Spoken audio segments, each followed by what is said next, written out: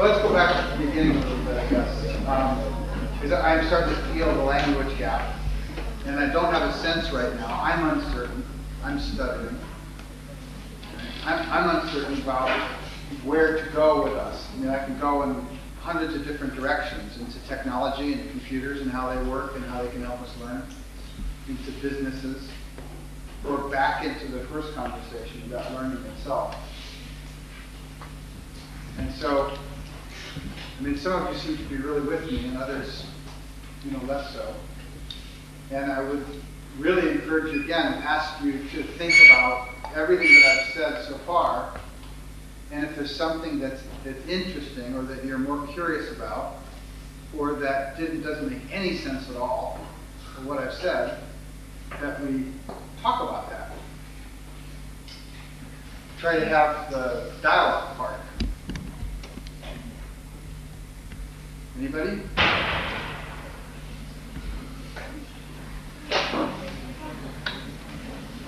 Yes.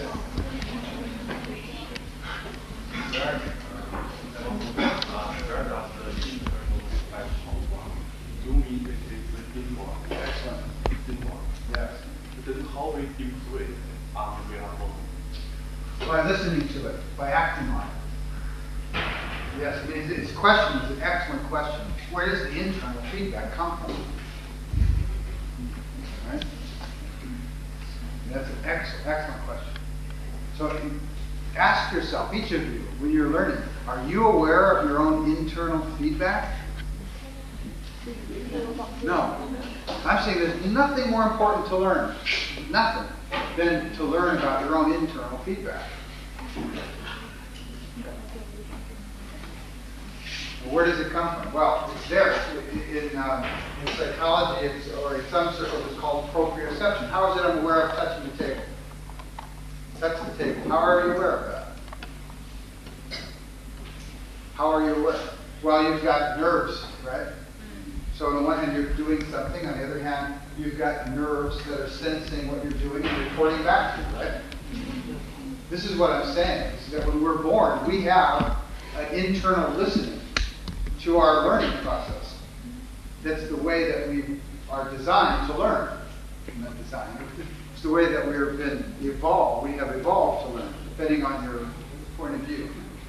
Right? And that we don't need to create these feedback systems. They exist in us. Just like I know I touched the table. How to improve it? How to improve it? You improve it by using it.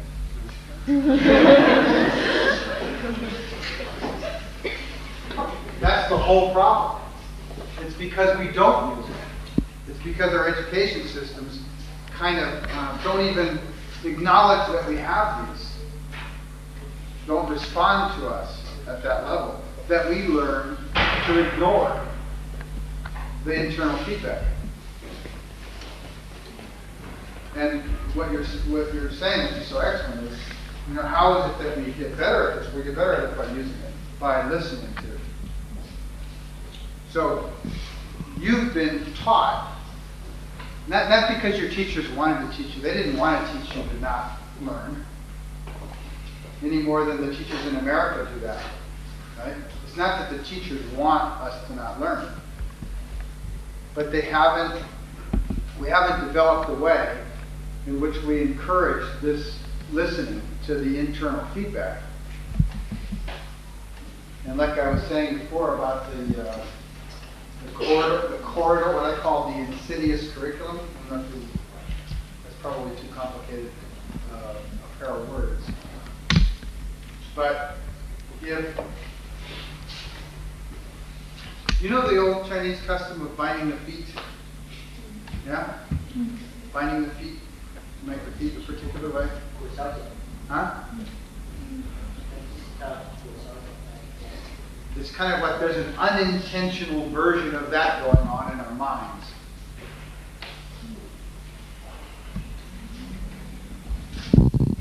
That by not acknowledging and not responding to the fluctuating signals inside of ourselves, we learn to become machine-like and robotic instead. And when we do that, the power of our creativity and our power to learn gets weaker and weaker and weaker and weaker. And that's the main thing that I have to say, is that if you recognize that and start in everything that you do, in the books that you read and the interaction with your teachers, with me right now, if you can do it, to start to listen to your feedback, your internal signals, your own, you can sense it. I learned to exaggerate it in my body. When I'm listening to somebody, or I'm reading something, or I'm working on a problem, I know when I'm flying along, flowing, and when I stop, when something causes me to stutter, when something causes me to drop out. Let me give you another example. How many times do you find when you're reading a book, even a book that you want, a recreational book, a book for fun, do you find that your mind, even though you want it to be following, that your mind drifts away? Yeah? Yeah? Yeah? Why? Why does this happen? Not interesting. Okay, that's a good part of it. Sometimes various kinds of distractions load up, car sounds, or somebody next door, or other things that distract the mind away, right? Right. Well, same thing happens when we're learning about anything. Is our minds are constantly, they're either flowing in the direction that we want to be going, or we kind of just fall down into bleeding off into tangents. You know the word tangent?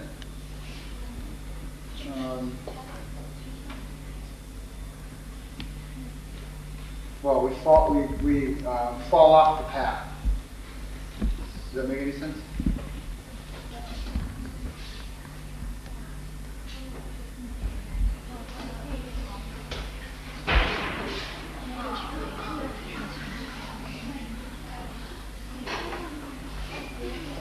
So let me put a couple of other thoughts that might help us.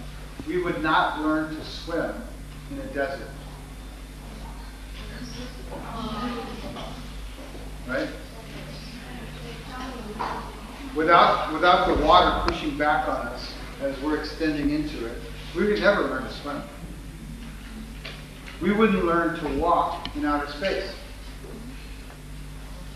We wouldn't, without the gravity to feel ourselves in, we wouldn't learn to walk. The water of learning, the gravity of learning, is our own fluctuations.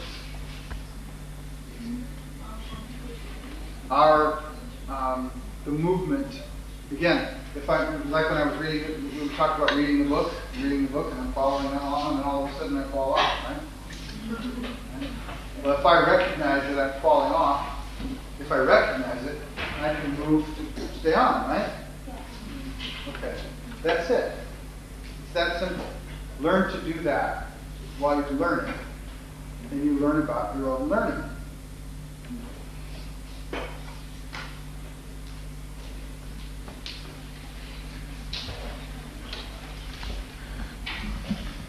I can't tell whether I've confused you more than helped you.